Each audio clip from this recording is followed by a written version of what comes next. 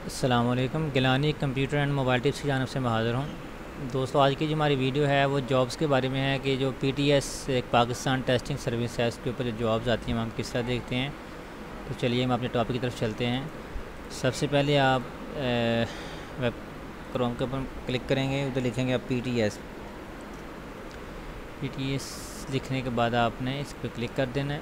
इसके बाद उसमें आपके पास टैब्स आ रहे हैं, इसमें ऑल प्रोजेक्ट्स हैं, ठीक है ना। ऑल प्रोजेक्ट्स के ऊपर आप क्लिक करेंगे तो यहाँ आप दोस्तों देख सकते हैं कि ये ऑल प्रोजेक्ट्स जितनी भी जॉब्स आई हुई हैं सारी एडवर्टाइजमेंट है। ये देखें, सारे बिल्डिंग एंड फाइनेंस है, पाकिस्तान एग्रीकल्चर है।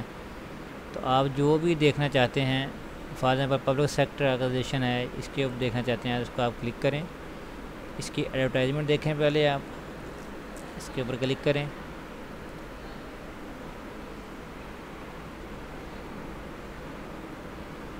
नेट स्लो की वजह से थोड़ी सी स्पीड जो है ना वो कम आ रही है। तो ये देख सकते हैं आपके, ये देख सकते हैं आप,